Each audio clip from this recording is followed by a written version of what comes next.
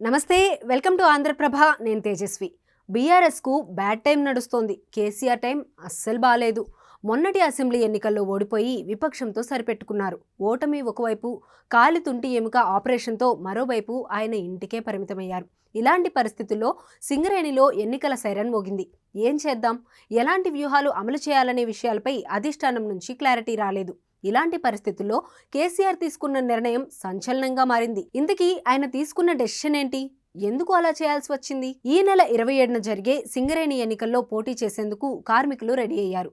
Kothagudem corporate పరిధిలో ఉన్న ఏరియాల్లో మరోసారి గులాబీ జెండాను ఎగరేస్తామనే ధీమాతో ఉన్నారు.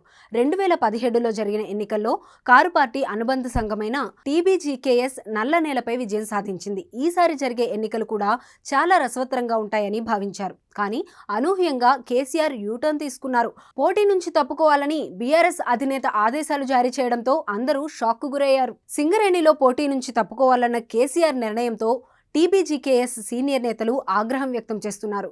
ఓడిపోతామని ముందే తెలిసే ఇలాంటి డెసిషన్ తీసుకున్నారా అనేది అర్థం కావడం లేదు.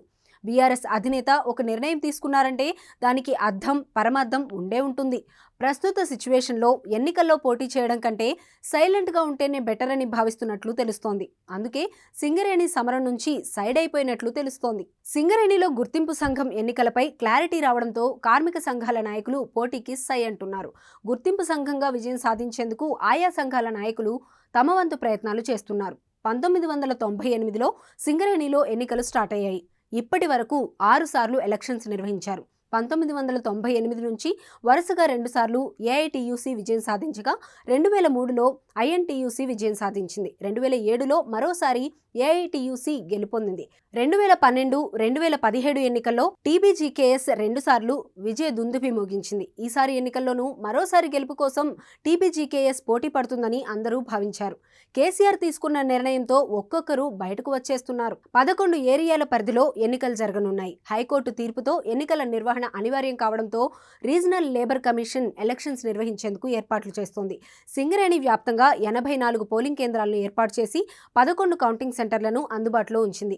13 కార్మిక సంఘాల పోటీ చేసేందుకు సిద్ధమయ్యాయి.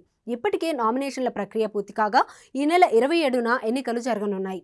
అసెంబ్లీ ఎన్నికల్లో కలిసి పోటీ చేసిన కాంగ్రెస్, సిపిఐ, మైత్రి సింగరేణి ఎన్నికల్లో కనిపించే అవకాశం లేదు.